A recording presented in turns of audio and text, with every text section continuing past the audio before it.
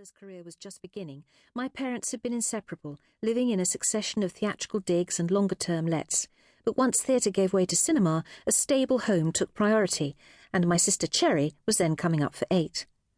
Renting the top floor of my grandmother's house in Ealing must have seemed the perfect solution. Not far from the studios, and company for my mother when Dada was away, not to mention schools and cousins for Cherry. It was while they were living in Ealing that I came along. A breech delivery, and I was 2 weeks late. But within a few months, our little family had moved, my father's film star status demanding something rather grander. Gerrard's Cross in Buckinghamshire was equidistant between the film studios of Denham and Pinewood, and the address of choice for directors and actors on the up, and we were soon ensconced in the first home I can really remember, Steeple, white-painted stucco enlivened with blackened timbers, dated from the 20s, and boasted latticed windows and Gothic gables.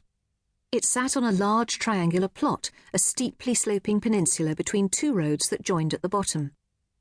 The garden had once been an orchard, and each autumn we had more apples, plums and pears than Mummy knew what to do with. My first clear memory is of being propped in my pram while my mother did things in the garden. Other memories lead on from that one, staring at the world upside down through my legs, the smell of new-mown grass, my big sister teaching me how to roly-poly down the lawn.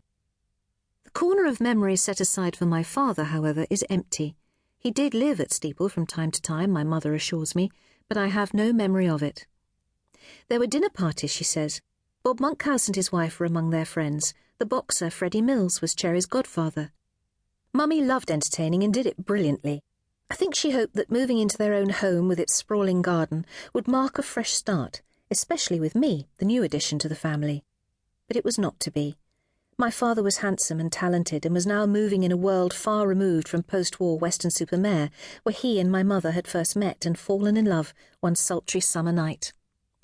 It was June 1947, and my father, soon to be demobbed, had been persuaded to wear his uniform one last time to escort Weston-super-Mare's newly elected Rose Queen to a gala dinner at the end of the pier. His parents had moved to Weston at the outbreak of war when he was about 15. My father remained a glamorous, if shadowy, presence throughout my childhood. There were no pictures of him in the house.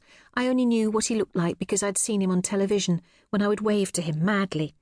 I understood enough about acting to know that he couldn't wave back, but obviously he could see me, just as I could see Mummy when we did plays at school.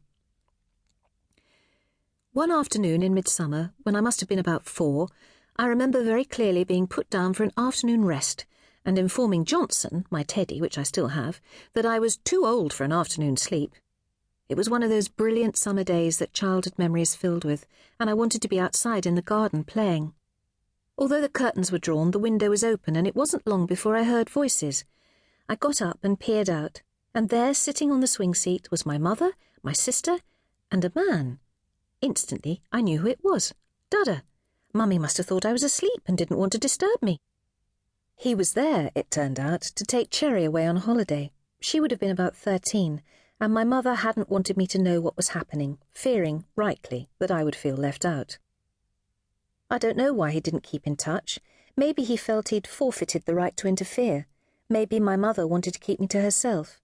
The journalist in me would love to know what happened, but as a daughter, I have no wish to stir up ancient hurts. What good would it do? Parents have a right to keep their private lives private, and I love them both. Dada's departure so soon after my birth hit my sister much harder than it did me. They'd lived as a proper family for 8.5 years before I came along. She still remembers the starry 1954 season in Stratford and the house they rented at 61 Waterside. She went to school there with Anthony Quayle's daughter, and Lawrence Harvey bought her a pair of red slip-on shoes after she was mocked for only having brown sandals. For me, it was different. To all intents and purposes, I never had a father or the life that went with it. Divorce was rare in those days. School friends might have had fathers they rarely saw, but at least they were a presence in the house. Their coats would be hanging in the hall, their shoes would be by the door, there'd be a toothbrush and a tooth mug in the bathroom. I didn't even know what fathers did. My mother's family were positively exotic. Gerald, my grandfather, read classics at Oxford.